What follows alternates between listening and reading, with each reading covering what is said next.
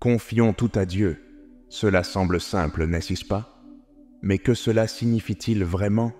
Et comment cela peut-il changer votre vie? Nous portons tous des fardeaux, des angoisses et des inquiétudes qui nous accablent. Cette vidéo explore l'acte puissant de remettre ces fardeaux à Dieu, en lui permettant de prendre le contrôle. À travers des références bibliques et des récits inspirants, nous découvrirons comment cet acte de confiance conduit à une vie transformée.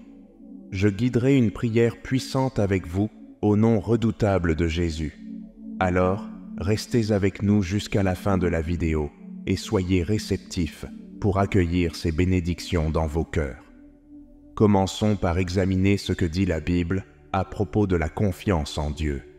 Dans Proverbes 3, versets 5 à 6, nous lisons « Confie-toi de tout ton cœur à l'Éternel et ne t'appuie pas sur ta sagesse. Reconnais-le dans toutes tes voies et il aplanira tes sentiers. » Ces paroles nous rappellent l'importance de nous appuyer sur la sagesse de Dieu plutôt que sur notre compréhension limitée. Mais que signifie réellement se rendre à Dieu? Ce n'est pas abandonner ou devenir passif dans la vie. Au contraire, c'est reconnaître la souveraineté de Dieu et choisir d'aligner notre volonté à la sienne. C'est reconnaître que, même si nous n'avons pas toutes les réponses, nous servons un Dieu qui les possède. Mes amis, ce genre de confiance n'est pas toujours facile, mais elle apporte une liberté incroyable. Pensez-y, combien de fois essayons-nous de contrôler chaque aspect de nos vies pour finir stressés et anxieux? Quand nous apprenons à lâcher prise et à faire confiance au plan de Dieu, nous nous ouvrons à sa direction et à son provisionnement. C'est comme sortir d'une pièce sombre pour entrer dans la lumière. Soudain, nous voyons les choses sous un nouveau jour.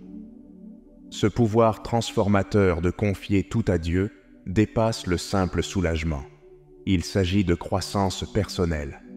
Quand nous nous rendons à Dieu, nous lui permettons de nous façonner, de nous affiner et de nous modeler en les personnes qu'il nous a créées pour être. C'est à travers ce processus que nous développons une foi plus forte, un caractère plus profond et une compréhension plus profonde de l'amour de Dieu pour nous. Maintenant, vous pourriez vous demander, est-ce une décision ponctuelle? La vérité, c'est que se rendre à Dieu est un processus continu. Chaque jour, nous faisons face à de nouveaux défis et à des décisions. Chaque jour, nous avons l'occasion de choisir la confiance plutôt que la peur, et la foi plutôt que le doute. Avec la pratique, cela devient une partie naturelle de notre marche avec Dieu. Cela pourrait signifier remettre nos relations à Dieu, permettant à son amour de guider nos interactions. Peut-être s'agit-il de lui faire confiance avec nos rêves et nos ambitions, sachant que ses plans pour nous sont plus grands que ce que nous pourrions imaginer. Quel aspect de votre vie avez-vous besoin de remettre à Dieu aujourd'hui? Bien que nous ayons parlé de l'importance de faire confiance à Dieu, il est crucial de reconnaître que ce chemin n'est pas toujours facile. Beaucoup d'entre nous rencontrent de réels défis lorsqu'il s'agit de se rendre complètement à Dieu. Explorons quelques-uns de ces obstacles et comment les surmonter. La peur et le doute sont souvent les principaux obstacles qui nous empêchent de faire entièrement confiance à Dieu. Nous pourrions nous inquiéter de ce qui arrivera si nous lâchons prise ou douter que Dieu ait vraiment nos meilleurs intérêts à cœur. Ces sentiments sont naturels, mais ils peuvent donc nous retenir de vivre la paix et la liberté qui accompagnent une pleine soumission. Pour comprendre la profondeur de la confiance que Dieu nous demande, examinons l'histoire d'Abraham et d'Isaac. Abraham, connu comme le père de la foi, fut confronté à un test inimaginable. Après des années d'attente, Dieu bénit Abraham et son épouse Sarah d'un fils, Isaac, alors qu'ils étaient avancés en âge. Cet enfant était l'accomplissement de la promesse de Dieu de faire d'Abraham le père de nombreuses nations. Cependant, Dieu demanda alors à Abraham de faire quelque chose qui semblait contredire tout ce qu'il avait promis. Il lui dit d'emmener Isaac sur une montagne et de l'offrir en sacrifice. Pouvez-vous imaginer le tumulte dans le cœur d'Abraham? Le fils qu'il avait attendu si longtemps, l'enfant de la promesse, devait maintenant être sacrifié. Pourtant, Abraham choisit de faire confiance à Dieu. Il emmena Isaac sur la montagne, prépara l'autel et était prêt à obéir au commandement de Dieu. Au dernier moment, Dieu arrêta Abraham et fournit un bélier comme sacrifice de substitution.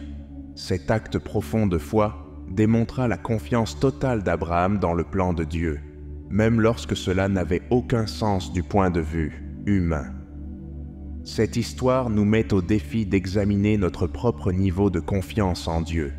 À quelle fréquence retenons-nous des parties de nos vies par crainte de ce que Dieu pourrait nous demander?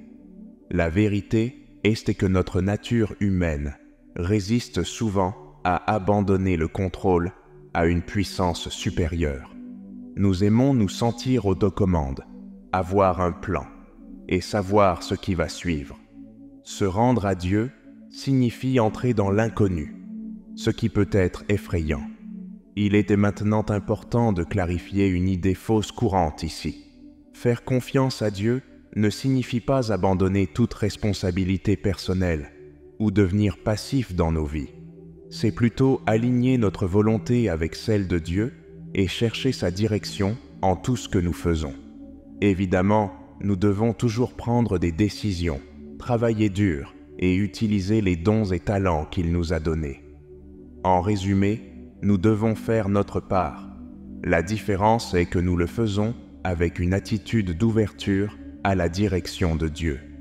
Jésus a abordé cet équilibre dans Matthieu 6, verset 25, en disant « C'est pourquoi je vous dis, ne vous inquiétez pas pour votre vie de ce que vous mangerez, ni pour votre corps de ce que vous mettrez. La vie n'est-elle pas plus que la nourriture et le corps plus que le vêtement ?» Ce verset nous rappelle que tout en pourvoyant à nos besoins quotidiens, notre confiance ultime devrait être en la provision de Dieu.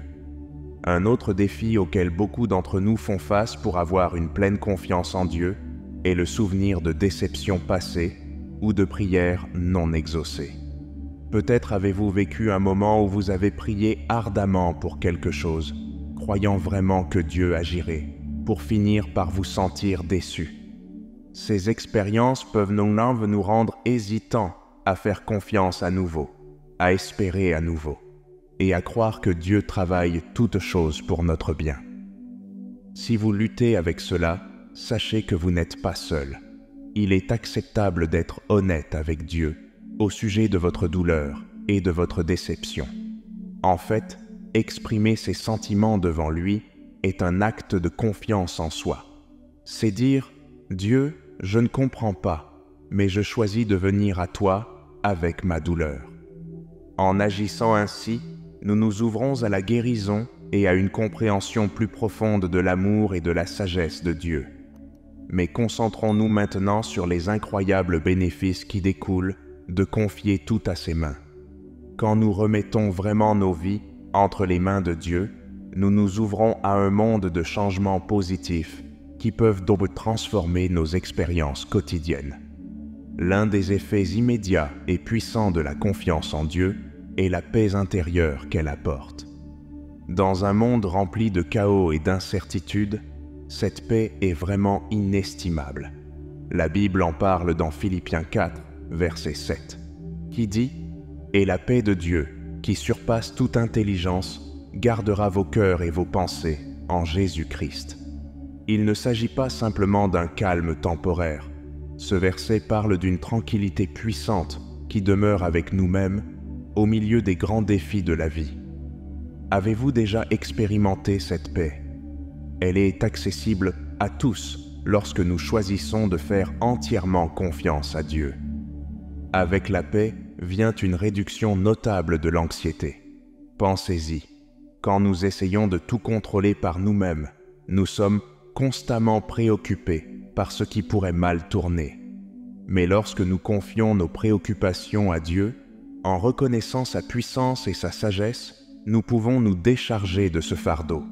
Nos problèmes sont toujours là, mais nous ne les affrontons plus seuls. Faire confiance à Dieu offre également clarté et direction dans nos prises de décision. Combien de fois vous êtes-vous senti bloqué, incertain du chemin à suivre? Quand nous nous soumettons à la volonté de Dieu, nous nous ouvrons à sa direction. Cela peut se faire par la prière, par sa parole ou par le conseil de bons amis. En apprenant à écouter la voix de Dieu et à suivre sa direction, nous découvrons souvent que le chemin à suivre devient plus clair. Ce processus de chercher la volonté de Dieu et de suivre sa direction conduit à une croissance spirituelle significative. À mesure que nous nous appuyons de plus en plus sur Dieu, notre foi s'approfondit. Nous commençons à voir sa fidélité dans nos vies, ce qui renforce notre confiance en lui. C'est un cycle de croissance magnifique qui nous rapproche de Dieu et nous façonne davantage à son image. Confier tout à Dieu peut également avoir un impact profond sur nos relations. Quand nous ne sommes plus obsédés par le contrôle de tout, nous sommes libres d'aimer les autres pleinement. Nous pouvons accorder grâce et pardon plus facilement parce que nous comprenons la grâce et le pardon que Dieu nous a montrés. Ce changement de perspective peut guérir les relations brisées et renforcer celles qui sont saines. Mais peut-être l'un des bénéfices les plus libérateurs de se rendre à Dieu est la liberté qu'elle apporte. Quand nous essayons de tout contrôler dans nos vies, nous portons un fardeau énorme. Nous nous inquiétons pour l'avenir, nous stressons sur les décisions et nous nous sentons responsables des résultats qui sont souvent hors de notre contrôle. Mais quand nous remettons tout entre les mains de Dieu, nous pouvons relâcher ce fardeau. Nous reconnaissons que bien que nous fassions notre part, c'est Dieu qui est finalement aux commandes. Cette liberté nous permet de vivre pleinement le moment présent. Avez-vous déjà entendu parler de la pleine conscience? Au lieu de nous inquiéter constamment de ce qui pourrait arriver, nous pouvons apprécier ce qui se passe ici et maintenant. Nous pouvons savourer nos relations, notre travail et les plaisirs simples de la vie avec un cœur reconnaissant, sachant que Dieu détient notre avenir. Abordons maintenant d'autres aspects de cette confiance en l'Éternel. C'est une chose de faire confiance à Dieu quand tout va bien, mais que dire lorsque nous sommes confrontés à de véritables difficultés? Eh bien, c'est à ce moment-là que notre foi est vraiment mise à l'épreuve. Pourtant, c'est souvent dans ces moments difficiles que faire confiance à Dieu peut conduire à une croissance et une résilience inattendues. Réfléchissez-y, mes amis. Avez-vous déjà traversé une période difficile et en êtes-vous ressorti plus fort, plus sage ou plus compatissant, yo? C'est le genre de croissance qui peut se produire lorsque nous plaçons notre confiance en Dieu pendant les épreuves. Ce n'est pas que les difficultés en elles-mêmes soient bonnes, mais Dieu peut les utiliser pour nous façonner et nous aider à mûrir dans notre foi. L'un des aspects les plus profonds de la confiance en Dieu dans les moments difficiles est de vivre ce que la Bible appelle la paix qui surpasse tout entendement. Ce n'est pas simplement une absence de conflit, c'est un calme profond et inébranlable qui défie la logique compte tenu des circonstances. Quand nous confions tout entre les mains de Dieu, même au milieu des tempêtes, nous pouvons trouver cette paix incroyable. Cette confiance peut transformer complètement notre perspective sur la souffrance. Plutôt que de voir nos épreuves comme des difficultés sans signification, nous pouvons les considérer comme des occasions de croissance, comme des opportunités de renforcer notre dépendance de Dieu et comme des plateformes potentielles pour partager notre foi avec d'autres. Comment vos défis actuels pourraient-ils paraître différents si vous les envisagiez avec autant de confiance? La Bible nous donne de nombreux exemples de personnes qui ont fait confiance à Dieu dans des situations apparemment impossibles. Vous souvenez-vous de l'histoire de Shadrach, Meshach et Abed-Négo?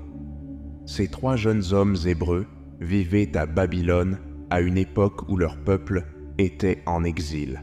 Ils avaient atteint des postes de responsabilité dans le gouvernement babylonien, mais leur foi allait être sévèrement mise à l'épreuve. Le roi Nebuchadnezzar, le souverain de Babylone, avait érigé une immense statue d'or et avait décrété que tout le monde devait s'incliner et l'adorer lorsque certaines musiques jouaient. Quiconque refusait serait jeté dans une fournaise ardente. Cela plaçait Shadrach, Meshach et Abednego dans une position difficile. Ils savaient en tant que fidèles du seul vrai Dieu, ils ne pouvaient pas adorer cette idole. Malgré la menace d'une mort horrible, ils ont choisi de faire confiance à Dieu et de refuser de s'incliner. Lorsqu'ils furent présentés devant le roi et qu'on leur donna une dernière chance de se conformer, ils refusèrent toujours. Ils dirent au roi que leur Dieu était capable de les sauver de la fournaise, mais même s'ils ne le faisaient pas, ils ne vénéreraient toujours pas la statue. Enragé, Nebuchadnezzar fit chauffer la fournaise 7 fois plus que d'habitude et fit jeter les 3 hommes dedans. Mais Dieu les protégea. Quand le roi regarda dans la fournaise, il vit 4 personnages se promenant indemnes, Shadrach, Meshach, Abednego et un être semblable à un fils des dieux. Étonné, Nebuchadnezzar les fit sortir de la fournaise et les trouva totalement indemnes, sans même l'odeur de la fumée. Cette incroyable démonstration de foi et de puissance divine amena le roi à reconnaître le Dieu des Hébreux. Cette histoire souligne l'importance de maintenir la foi lorsque les circonstances semblent désespérées. Shadrach, Meshach et Abednego ne savaient pas comment les choses allaient se terminer. Ils ont fait confiance à Dieu, quel que soit le résultat, démontrant une foi qui dépasse simplement croire en Dieu pour de bons résultats. Dans nos propres vies, nous pouvons également faire face à des situations qui semblent très difficiles. Il peut s'agir de la perte d'un emploi, d'une relation brisée, ou de toute une série de circonstances éprouvantes. En ces moments-là, nous avons le choix. Nous pouvons céder à la peur et au désespoir, ou nous pouvons choisir de faire confiance à Dieu, même quand nous ne voyons pas de solution. Romains 8, verset 28, nous enseigne « Et nous savons que toute chose concourt au bien de ceux qui aiment Dieu, de ceux qui sont appelés selon son dessein. » Vous voyez, cela ne dit pas que toutes nos choses sont bonnes, mais que Dieu peut les utiliser pour le bien. Lorsque nous parlons de confier tout à Dieu, nous ne discutons pas seulement d'un mécanisme de gestion ou d'une manière de nous sentir mieux face à nos problèmes. Nous parlons d'une transformation spirituelle profonde qui peut remodeler notre être tout entier. Combien de fois nous retrouvons-nous piégés dans des schémas de pensée ou de comportement que nous savons être malsains? Peut-être est-ce une inquiétude constante, de la colère ou du doute de soi? Lorsque nous remettons vraiment ces choses à Dieu, nous nous ouvrons à sa puissance transformatrice.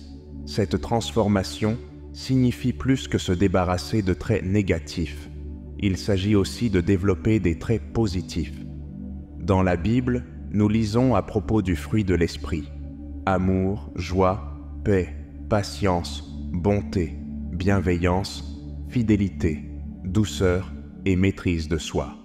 Ces qualités n'apparaissent pas du jour au lendemain, mais elles grandissent en nous à mesure que nous apprenons à faire confiance à Dieu plus pleinement. En confiant tout entre ses mains, nous créons un espace pour que ces fruits fleurissent dans nos vies. Avez-vous déjà remarqué comment nos schémas de pensée peuvent créer des cycles difficiles à briser? Peut-être vous êtes-vous retrouvé piégé dans des pensées négatives, en attendant toujours le pire, ou en luttant contre des comportements destructeurs que vous ne parvenez pas à surmonter. Faire confiance à Dieu et lui remettre ces schémas peut être la clé pour se libérer. Et ce processus de reddition et de transformation n'affecte pas seulement notre vie individuelle, il a aussi un impact profond sur nos relations. À mesure que nous apprenons à faire davantage confiance à Dieu, nous constatons souvent que nos liens avec les autres se renforcent et s'améliorent. Pourquoi? Parce que nous n'essayons plus de tout contrôler, ni de nous appuyer uniquement sur notre propre force. Nous sommes plus capables d'accorder grâce, pardon et amour aux autres parce que nous vivons ces réalités de la part de Dieu nous-mêmes. La Bible aborde cette transformation en Romains 12, verset 2, qui dit « Ne vous conformez pas au monde présent, mais soyez transformés par le renouvellement de l'intelligence, afin de discerner quelle ait été la volonté de Dieu, ce qui est bon, agréable et parfait. » Ce verset met en lumière comment la reddition à Dieu et le renouvellement de notre intelligence nous aident à comprendre et à nous aligner sur sa volonté pour nos vies. Et cela nous amène à un point important. Lorsque nous remettons tout entre les mains de Dieu, nous ne cherchons pas seulement la paix ou la résolution des problèmes. Nous nous alignons sur le dessein de Dieu pour nos vies. Cet alignement peut nous conduire à ressentir un sentiment d'accomplissement et de sens qui dépasse tout ce que nous pourrions atteindre par nos propres moyens. Il s'agit de découvrir le rôle unique que nous jouons dans le grand plan de Dieu et de le vivre avec confiance et joie. Maintenant, nous savons qu'en traversant la vie, en essayant de tout remettre entre les mains de Dieu, il est édit naturel de rencontrer des moments de doute. Nous pouvons nous demander si Dieu se soucie vraiment de notre situation, s'il écoute nos prières, ou si lui faire confiance fera réellement une différence. Ces doutes ne font pas de nous de mauvais chrétiens. Ils font partie normalement de la croissance dans la foi. L'important est notre réponse à ces doutes. L'une des illustrations les plus puissantes de la foi, surmontant le doute, vient de l'histoire de Pierre marchant sur l'eau. Cet événement eut lieu peu de temps après que Jésus eut nourri 5000 personnes avec seulement 5 pains et 2 poissons. Après ce miracle, Jésus envoya ses disciples devant lui dans une barque tandis qu'il monta seul sur une montagne pour prier. Comme la nuit tombait, un fort vent se leva et les disciples se trouvèrent en difficulté contre les vagues. Aux premières heures du matin, ils virent quelque chose qui les terrifiait. Une figure marchant sur l'eau vers leur bateau. Ils pensaient que c'était un fantôme, mais c'était Jésus venant à eux à travers la mer. Quand Jésus les appela pour les rassurer, Pierre répondit par une demande audacieuse. Il demanda à Jésus de lui ordonner de venir aussi sur l'eau. Jésus invita Pierre à venir, et étonnamment, Pierre sortit du bateau et commença à marcher sur l'eau vers Jésus. Pendant un moment, Pierre faisait l'impossible, marcher sur l'eau comme son maître. Mais alors, Pierre remarqua le fort vent et les vagues autour de lui. La peur s'insinua, le doute prit le dessus, et Pierre commença à couler. Il cria à Jésus à l'aide, et immédiatement Jésus étendit la main et le saisit. Jésus reprit doucement Pierre pour son manque de foi, et tandis qu'il montait dans le bateau, le vent se calma. Cette puissante histoire illustre la lutte entre la foi et le doute que beaucoup d'entre nous vivent. Comme Pierre, nous pouvons commencer avec une foi forte, prêts à avancer dans la confiance. Mais lorsque les circonstances autour de nous semblent menaçantes, le doute peut rapidement s'installer. La bonne nouvelle est que même lorsque notre foi vacille, Jésus est là, prêt à nous rattraper et à nous ramener en sécurité. Alors, comment maintenir la confiance pendant les moments difficiles ou lorsque nos prières semblent sans réponse? Une stratégie est de se concentrer sur le caractère de Dieu plutôt que sur nos circonstances. Quand nous nous rappelons qui est Dieu, aimant, fidèle, tout-puissant, cela nous aide à lui faire confiance, même lorsque nous ne comprenons pas ce qui se passe. Une autre approche utile est de nous entourer de croyants solidaires qui peuvent nous encourager et prier avec nous dans les moments difficiles. Pratiquer la gratitude et se souvenir de la fidélité passée de Dieu peut également renforcer considérablement notre confiance actuelle. Mes amis, pourquoi ne pas prendre un moment dès maintenant pour vous rappeler un moment où Dieu a répondu à vos prières dans le passé? Se souvenir de ces événements peut stimuler notre foi lorsque nous sommes confrontés à de nouveaux défis.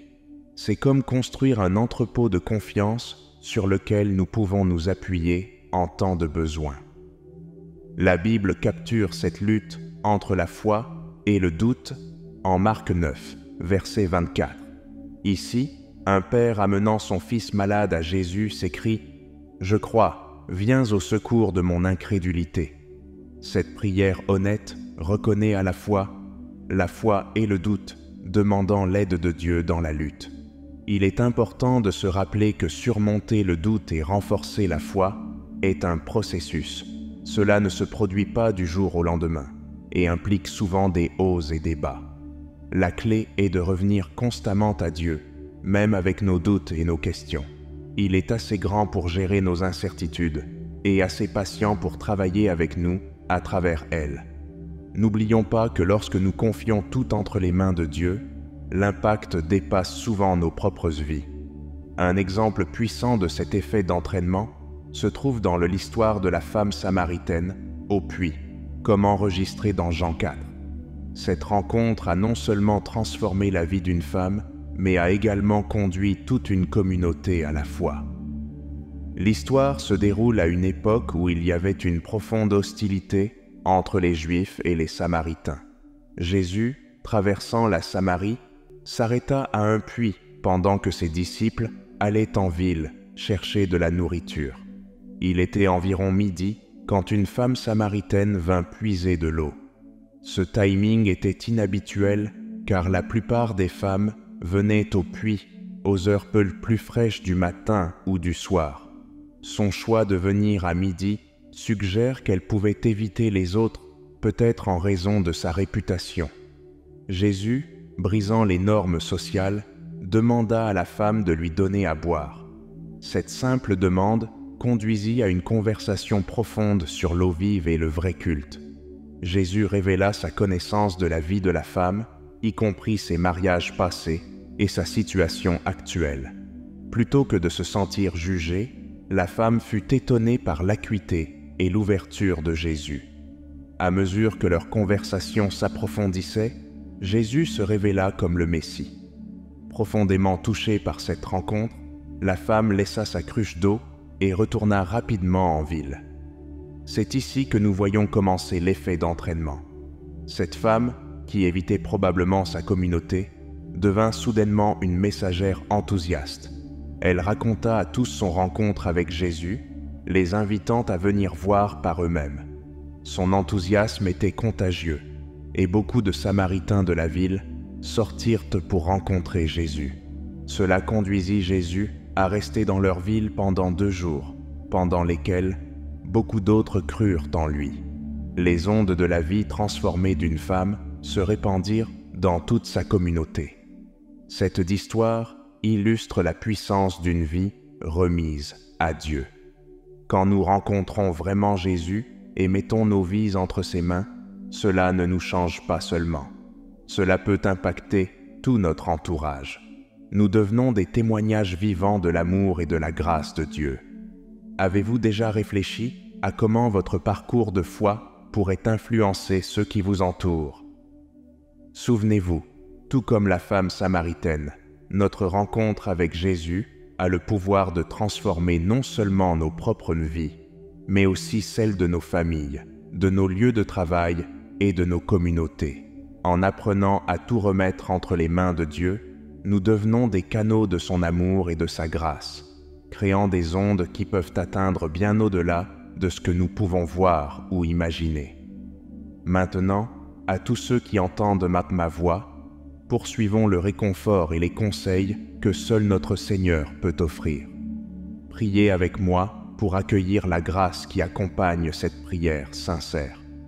Créateur aimant, nous venons devant toi, cherchant ta divine présence dans nos vies. Nous plaçons notre confiance en toi, sachant que tu tiens nos vies entre tes mains aimantes. Nous abandonnons toutes nos inquiétudes, peurs et angoisses à toi, croyant que tu nous guideras à travers chaque tempête. Seigneur, transforme nos cœurs et nos esprits afin que nous puissions aligner notre volonté avec la tienne. Remplis-nous de ton esprit afin que nous puissions porter du fruit dans chaque bonne œuvre et croître dans la connaissance de toi. Nous abandonnons nos ambitions, nos désirs et nos plans à toi, sachant que tes voies sont plus élevées que les nôtres. Nous recherchons ta force dans nos moments de faiblesse. Aide-nous à nous appuyer complètement sur toi, sachant que dans notre faiblesse, ta force est magnifiée. Donne-nous le courage d'affronter chaque jour avec la certitude que tu es avec nous. Puissions-nous trouver la consolation dans ta présence en te faisant confiance pour pourvoir à tous nos besoins selon tes richesses en gloire. Père, nous sommes reconnaissants pour ta présence dans nos vies et pour l'assurance que tu es toujours avec nous. Nous nous consacrons à toi en croyant que tu nous conduiras, nous guideras et nous soutiendras. Que nos vies soient une belle démonstration de ta bonté et de ta grâce, et puissions-nous chercher continuellement à t'honorer et te glorifier en tout ce que nous faisons. Nous prions pour nos relations. Aide-nous à aimer les autres comme tu nous as aimés, avec patience, gentillesse et compréhension. Que nos interactions reflètent ta grâce et ta miséricorde. Enseigne-nous à pardonner à ceux qui nous ont offensés, tout comme tu nous as pardonnés. Que nos relations soient renforcées par ton amour, et puissions-nous chercher à t'honorer dans tous nos rapports avec autrui. Nous élevons devant toi nos craintes et nos doutes, Seigneur. Nous choisissons de placer notre confiance en toi, sachant que tu es l'auteur et le consommateur de notre foi. Remplace notre peur par la foi et notre doute par l'assurance. Rappelle-nous que tu es aux commandes et que rien n'est impossible pour toi. Aide-nous à marcher par la foi et non par la vue, en nous appuyant sur tes promesses et ton amour infaillible. Enfin, Seigneur, nous vivons dans l'espérance et l'attente du futur que tu as pour nous. Que cette espérance ancre nos âmes, nous gardant forts dans notre foi. Aide-nous à vivre chaque jour dans l'anticipation de tes bénédictions, sachant que tu œuvres toutes choses ensemble pour notre bien. Au nom précieux de Jésus, nous prions. Amen. Nous espérons que vous vous sentirez mieux après avoir entendu cette prière. Veuillez cliquer sur le bouton « J'aime » de la vidéo et vous abonner à notre chaîne, si vous souhaitez nous soutenir. Et si nous restions sur cette voie inspirante et pleine de foi. Pour ce faire, cliquez sur la vidéo qui s'affiche sur votre écran.